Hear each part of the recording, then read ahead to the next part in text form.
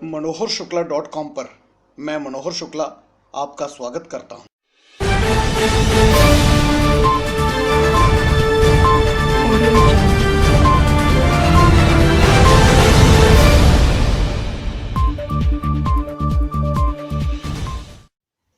पाकिस्तान का अपनी समूची ब्रिगेड और टैंक रेजिमेंट के साथ लोंगेवाल चौकी पर हमला करने का उद्देश्य एकदम अजीबोगरीब था।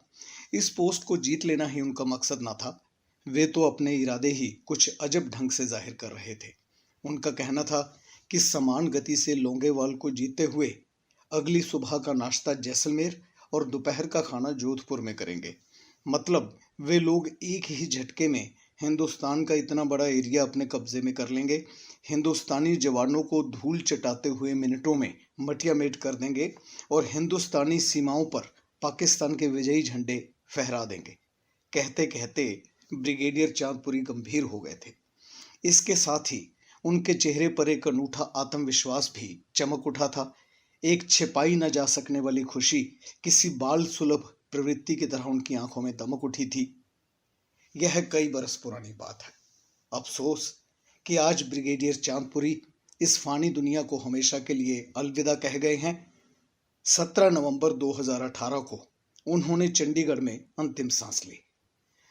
मैंने कई वर्ष पहले जब उनके निवास पर जाकर उनका इंटरव्यू किया था तो वह उक्त जुमले बोलने के बाद मेरी ओर देखते हुए कुछ देर चुपचाप बैठे एक अलग सोच में डूबे रहे। यह बात दीगर है कि उनके चेहरे की भंगिमाओं पर आने वाला जोश बढ़ता ही जा रहा था। फिर वह एकदम से जैसे ठहाका लगाकर बोले थे, मगर हुआ क्या? पाकिस्तानियों के इस हमले का फाइनल रिजल्ट क्या निकला?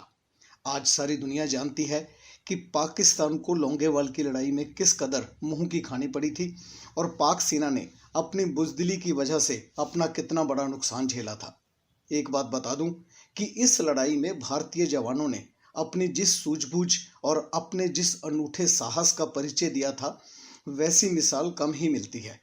लोंगेवाल में मुट्ठी भर सैनिकों के सामने उन्हें चबा जाने को दुश्मन की एक समूची ब्रिगेड खड़ी थी। ब्रिगेड भी ऐसी जिसे एक जबरदस्त तैयारी के साथ पूरा षड्यंत्र रचते हुए वहां भेजा गया था। मगर इस पाकिस्तानी ब्रिगेड से चारों तरफ से घिर जाने के बावजूद पंजाब रेजिमेंट के कुल 82 सिपाहियों ने अपनी जान की परवाह न करते हुए जिस उल्लेखनीय ढंग से दुश्मन के दांत खट्टे किए थे, वैसी शौर्य गाथा दूसरी क्या हो सकती है। उन दिनों यह गाथा करीब हर हिंदुस्तान की प्रिय सत्य कथा बन गई थी। अन्य अनेक जागरूक भारतीयों की तरह फिल्म निर्माता जेपी दत्ता के मन मस्तिष्क को भी इस गाथा ने काफी उद्वेलित किया था। उनके भीतर बैठे फिल्मकार को खूब शिद्दत से झकझोरा था। आखिर जब वह रह ना पाए तो उन्होंने इस कथानक पर बड़े बजट व नामी गिरामी सितारों वाली फिल्म बनाने का तय कर लिया। इस संबंध में उन्होंने जिससे भी बात की, उसी ने उन्हें ब्रिगेडियर कुलदीप सिंह चांदपुरी से मिलने की सलाह दी। तब वह चंडीगढ़ पहुंचकर ब्रिगेडियर साहब से मिले। उनके मुंह से युद्ध की जीती जागती तस्वीर का अद्भुत वृतांत सुना, उनके संस्मरणों को सहेजा, साथ ही युद्ध की विभीषिका पर फिल्म बनाने को उनसे दिशा निर्देशन भी हासिल किया। फिर वह मुंबई लौटकर लोंगेवाल प्रकरण पर आधारित फिल्म बनाने के अपने निर्णय को आभासिक रूप देने में जुट गए। जेपी दत्ता के इन प्रयासों का परिणाम ये रहा कि एक अविस्मरणीय फिल्म बॉर्डर बनकर तैयार हुई। सफलता के झंडे तो गाड़े ही गए, फिल्म चर्चित भी खूब हुई। इस फिल्म में सनी देओल, सुनील शेट्टी, जैकी श्रॉफ, अक्षय खन्ना, पुनीत इस्सर, कुलभूषण खरबंदा, पूजा भट्ट, तब्बू व राखी जैसे अदाकारों ने काम किया था। कुलदीप सिंह चांदपुरी का किरदार सनी देओल ने निभाया था। अपने इस पात्र को जीवंत रूप से अभिनीत करने के प्रयत्नों के मद्देनजर सनी देओल कुलदीप सिंह चांदपुरी से मिलकर उनके हाव भाव निहारने के अलावा युद्ध के दिनों के संस्मरण विस्तार पूर्वक सुनकर उन दृश्यों को अपने मन मस्तिष्क में रूपायित करने के प्रयास भी करते रहे थे। शायद यही वजह थी कि उन्होंने अपने किरदार में एक अलग ही सहजता डाल दी थी। यूं इसका श्रेय ब्रिगेडियर चांदपुरी को भी जाता था, जिन्होंने इस संबंध में अपना तमाम सहयोग फिल्म वालों को दिया।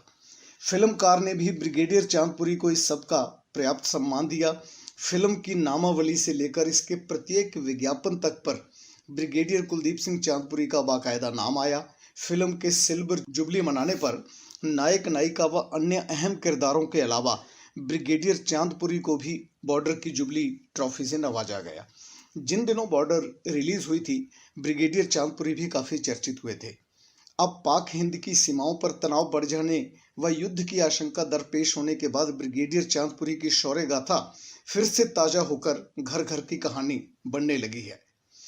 ब्रिगेडियर चांदपुरी के चंडीगढ़ के सेक्टर 33C स्थित निवास पर पहुंच उनसे कई दिनों तक खूब लंबा साक्षात्कार किया था मैंने। ब्रिगेडियर साहब ने अपने जीवन की तमाम दास्तान का खुलकर बखान किया। पाकिस्तान के नगर मिंट गुमरी में एक खेतीहर हुआ करते थे सरदार वतन सिंह। इनके परिवार में श्रीमती हरबंस कौर के अलावा एक लड़का कुलदीप सिंह व 2 लड़कियां देवेंद्र कौर एवं कुलविंदर कौर थीं। इनमें कुलदीप सिंह का जन्म 22 नवंबर 1940 को हुआ था। 1947 में विभाजन के बाद यह परिवार हिंदुस्तान आ पहुंचा था। इधर के जिला होशियारपुर के गांव सड़ोवा में इन लोगों ने शरण ली थी। बाद में ये लोग मुस्तकिल तौर पर इसी गांव में बस गए थे। इधर ही इन लोगों का अच्छा खासा काम जम गया था। अब यह क्षेत्र जिला नवा शहर के तहत आता है। वतन सिंह की दोनों लड़कियां पढ़ने में खूब होशियार थीं।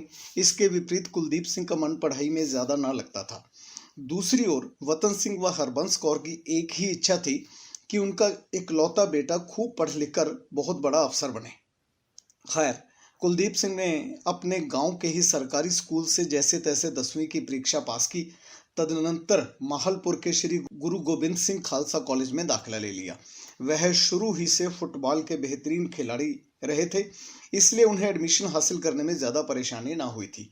इस कॉलेज से एफए करने के बाद कुलदीप ने होशियारपुर के सरकारी कॉलेज में बीए में दाखिला ले लिया। इस परिवार के परिचित इस बात पर हैरान थे कि जिस बच्चे की पढ़ाई में ज्यादा रुचि ना थी, वो कैसे सीढ़ियां चढ़ता हुआ बीए की डिग्री हासिल करने के मुकाम तक जा पहुंचा था। कुलदीप सिंह को खुद अपने आप पर एक अचरज था, तो भी जैसे तैसे वह बीए के फाइनल ईयर में पहुंच गया। यह बात अलहदा है कि एफए कर लेने के बाद उसने आगे पढ़ाई ना करने को घर में काफी हंगामा भी खड़ा किया था। यह भी एक रोचक सिलसिला था। जिन दिनों कुलदीप ने एफए फाइनल के पेपर दे रखे थे, उसने घर में यह कहना शुरू कर दिया था कि वह तो ट्रक ड्राइवर बनेगा। पहले तो परिवार में सबने यही सोचा कि वह मजाक कर रहा था, मगर बाद में यह बात पूरी तरह खुलकर सामने आ गई कि कुलदीप ने निश्चित ही अपना भविष्य बनाने को यह रास्ता अख्तियार करने का तय कर लिया था। बल्कि उसका यह भी कहना था कि वह किसी के ट्रक पर नौकरी ना करके अपना निज का ट्रक चलाएगा। इसके लिए उसने मां को अपने विश्वास में ले भी लिया था। उन दिनों ट्रक 18,000 रुपए का आता था। श्रीमती हरबंस कौर के पास 15,000 पड़ा था। उन्होंने यह रुपया निकालकर बेटे के हाथ पर भी रख दिया था। कुलदीप सिंह अन्य 3,000 रुपया इकट्ठा करने की फिराक में था। पिता से वह इस सिलसिले में कोई बात ना करना चाहता था। उसे अच्छी तरह मालूम था कि उसके पिता इस संबंध में उसकी कोई मदद करने वाले ना थे। उल्टे उसका बना बनाया काम बिगड़ सकता था। मगर किसी न किसी तरह यह बात सरदार वतन सिंह के नोटिस में आ गई। उन्होंने बेटे को पास बुलाया और बड़े प्यार से समझाते हुए कहा